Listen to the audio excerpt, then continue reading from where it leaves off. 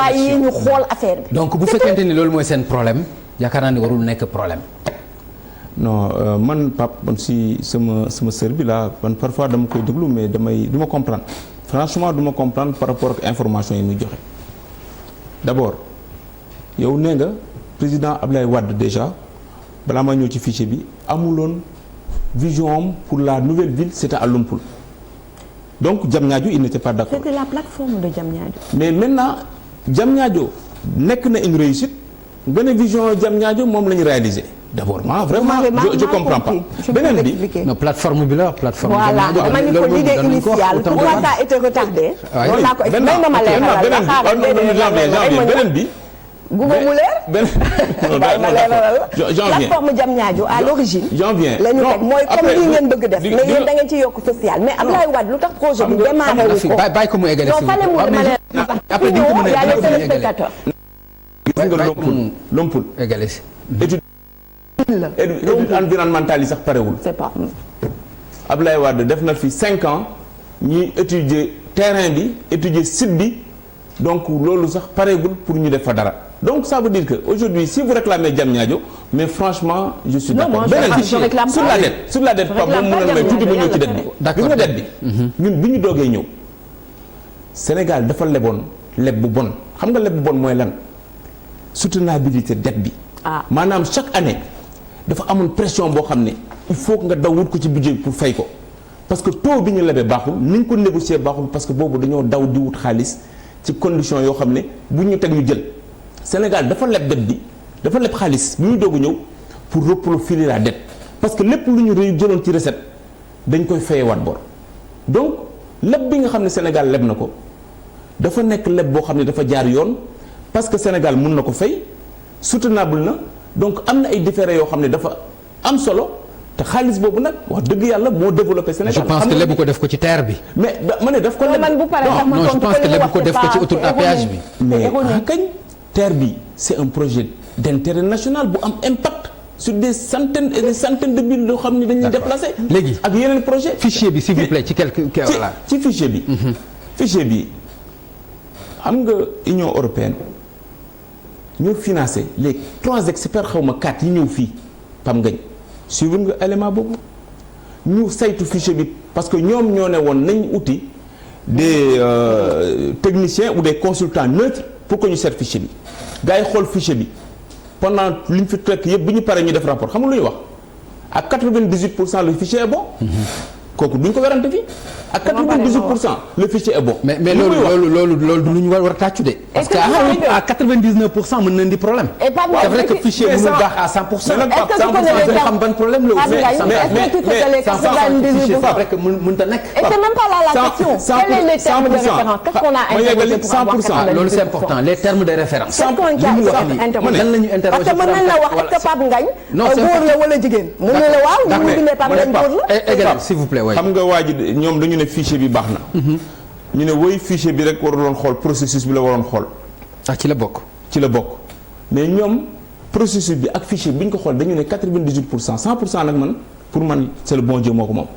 mais gis nga li muy wax 2 millions dañuy jotul seen carte d'électeur man gisuma ko. yéen a ko wax de. déet gisuma ko gis nga carte électeur yi bi nga xamee ne. ci moment élection yi moom wax nañ ni 30% jotuñu seen carte. non 70% yi jot nañ seen carte. ci moment législatif non fi mu ne nii non ci bi ñuy voté législative ça il faut le reconnaître. am nañu jot loolu seen carte. loolu moo tax le président saisir conseil constitutionnel pour que ñi nga amoon récépissé wala ñi nga xam ne ñi vote bi mun a gaaw parce que tout simplement bulletins yi dafa bëri woon aussi ñu autorisé woon nit ñi ñu voté ak seen récépissé je pense que amoon na ay mesures yoo xam ne li tax ñu jël ko c'est parce que effectivement amoon na quelques dysfonctionnements yoo xam ne maintenant ñoom tiré nañ enseignement ci loolu yépp te en rapport avec li nga xam ne dafa am commission aussi nationale parce que parrainage bi ñuy wax nii mais dafa am comité ad hoc lañ njëkk a teg chargé de réfléchir sur la loi sur le parrainage parce que parrainage bi mu ñëwee assemblée nationale donc muy loi constitutionnelle ñoom ci boppam dañu opposé woon mais loi bi jàll na ñu ne leen mais yéen comme sur le principe du parrainage vous dites que d'accord ngeen parce que war nañ mën a réguler li nga xam ne mooy candidature présidentielle yi ci modalité pratique ngeen d'accordul mais ñëw leen ñu waxtaan ci donc ñoom ñëwuñu mais am na ñu ñëw parce que ñun ci assemblée nationale man suñu groupe yebal na ma maak Abdoulaye Makhtar Diop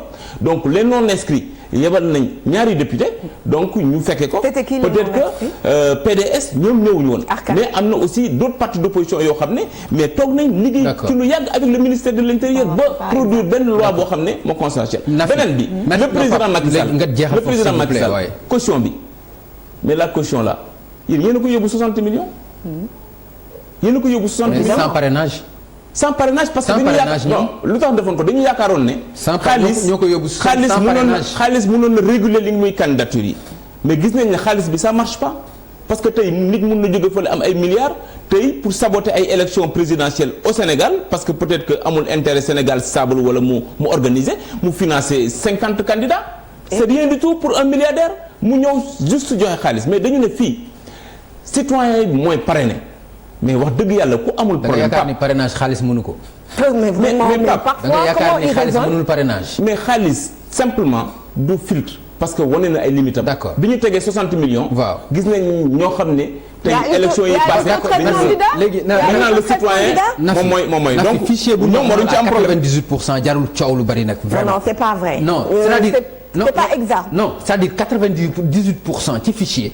mais bu fekkente ni loolu am na jarul nag coow lu bari quoi. mais c'est pas exact pourquoi dans le rapport dañu ni en fait eux ils ont sorti une partie du rapport et ils parlent de 3 experts xam nga ñun à l'époque si vous vous souvenez le président Wade a saisi l'Union européenne qui a dit que du ñoom ils ont des experts qui font partie qui font ce travail-là pour l'Union européenne ils font des jeux de confusion ñii ils sont forts dans l'amalgame ñooñu la ñu indi te li ñu leen interroger ci terme de référence yi Pape Ngagne xamoo ko xamuma ko xam nga tey jii bu ma ñëwee man may informaticien ñu ne ma seetal ma ndax Pape Ngagne Ndiaye année de naissance bii la ju mi ngi dëkk Dakar je sais pas Centenaire Pikine vérifier ma loolu est-ce que tout est fiable loolu la may génne à 98% mais li ñuy seet suñu ay informaticiens ñun xam nañ ko informaticien gis nga ñi kase woon la filière de fausse carte d'identité de 2000 ñoo fi nekk ba tey li ñuy seet ci fichier partie bu nekk moo ko xam terme de référence yi et barki démb la ñu gis le rapport de l'Union européenne qui a été publié par vos confrères de Dakar Times